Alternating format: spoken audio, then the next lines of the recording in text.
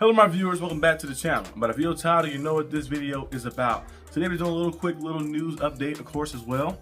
Just diving into some news that happened. As you guys seen, Geno Smith signed, of course, the extension, a 2-year extension, worth up to $85 million. We kind of seen this coming after the Raiders did trade a 3rd-round pick to bring Geno Smith in, and Geno Smith is still a pretty good quarterback, and still in his prime, of course. And you know, Pete Carroll love him. You know, Geno Smith is just a good character. He has good leadership.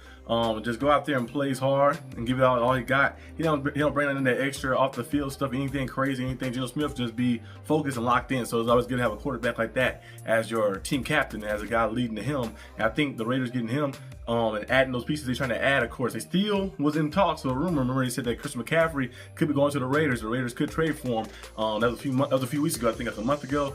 I don't know if that rumor is still up. I don't know if they're still trying to deal him or not, but we'll see exactly what happens. But Geno Smith signed an extension. We kind of seen that coming. He's on the last year of his deal, so yeah, that's pretty good for Geno Smith.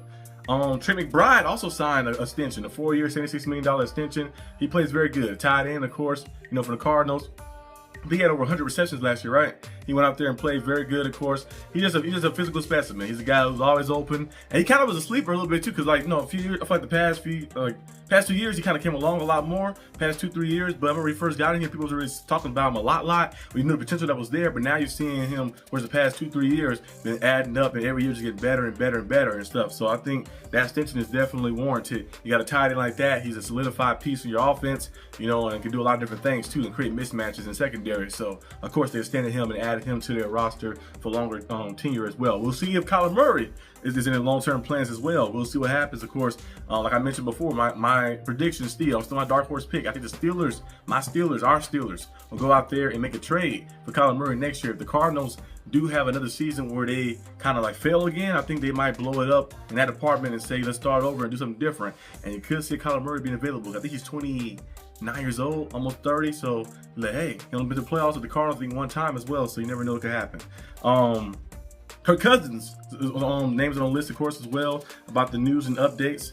Kirk Cousins, they say, preferred to be cut. The Browns are interested in Kirk Cousins. They had they rumored the Steelers could go after Kirk Cousins, but we haven't heard that from the Steelers camp. It's more of an insider thing a little bit, so we'll see what happens. But Kirk Cousins, as you guys know, is on the Falcons. The Falcons did sign him to that big contract. They paid a lot of that money already up front, but if they did cut him, they have to take on a lump sum of that big time money that he's still owed, of course, as well. So Kirk Cousins to the Browns might not happen because the Browns might not be willing to take up that contract. They are interested in Kirk Cousins, but taking on that contract, I don't think anybody would do that. It's kind of untradeable type of thing. So he might have to get cut and released unless the Falcons is going to keep him there for insurance purposes, just in case Michael Penix Jr. get banged up or something. But most likely you'll see him probably released, you know, go somewhere else. Maybe it'll go to the Browns, or maybe somewhere else. You never know what could happen. It might be some other teams out there. I don't know exactly who will be there. Maybe the Titans. I know Titans don't draft a quarterback in Cam Ward, but maybe they want to start a veteran first, or they'll let him ease into things or somewhere. But you never know what could happen. Maybe back to the Vikings. You never know like that. They bring a veteran presence over there, Jimmy McCarthy or something. But we'll see exactly what happens if Kirk Cousins do get released and stuff. But most likely the Browns probably be the best suggestion for him, but we have to see.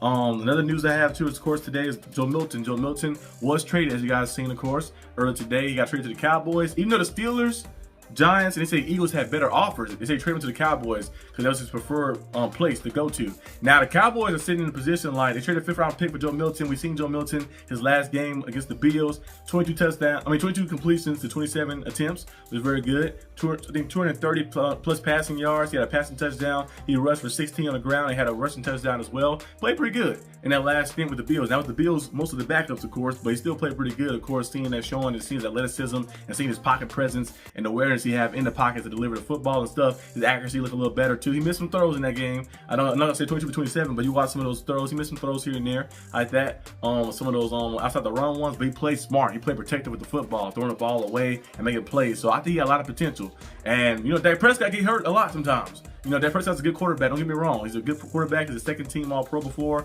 He finished second in MVP votes a few years ago. And, you know, he's a good quarterback overall. Has a good career so far. But Dak Prescott does tend to get hurt. Joe Milton, if you get an opportunity to go out there and play and shine, you might see something different like that. Especially the Cowboys can add some more weapons. So Torrey McMillan should be the guy to go with. in the draft at number 12, unless they got somebody else in mind, Nikkei Buka or something. Bring receiver in at 12, and you start to see things kind of shake up a little bit. So the Cowboys getting Joe Milton was very nice. I thought the Steelers would probably be in to get him, but the Milton preferred location was the Dallas Cowboys. So the Cowboys took him, brought him in, and now you're going to see what happens, of course, with that situation, of course. But yeah, this is all kind of the news I have for today. The NFL news is a quick little news update. As you guys know, the draft will be here in a few weeks. We've seen a lot of draft prospects going to teams and visiting teams. I'm about to do a video on Steelers Syndicate. You can go subscribe to that on that channel right there. Trying to get 3,000 over there. Trying to get 3,000 subscribers. But I'm doing a video on over there in a little bit about the 4 people that's visiting the Steelers and so far all the stuff that's going on with that too. So there's a lot of teams that having a lot of guys come in and visit and stuff as well. Some guys they might have a chance to get, some guys they might not have a chance to get, but they still interviewing them just in case. You never know what could happen in the draft. Sometimes in the draft you might think a guy, oh, he's gonna be a top 10 guy, he's gonna be gone before I get a chance to even get there. But you never know. You never know. Sometimes a guy might fall down. We see Lamar Jackson, the Heisman Trophy winner. He fell all the way down to 32nd in the draft. The Ravens traded back in the first round to get him, I believe so. So sometimes guys can fall in the draft, so you never know what can happen. And you can hit on the gym. They may fall to you in later picks and stuff as well. So we'll see exactly what happens. But that's all I have for today's video. Hope you guys enjoyed this video. If you did, like and subscribe for more content. And the Arsenal DB, we'll see you next time on the channel. Peace out.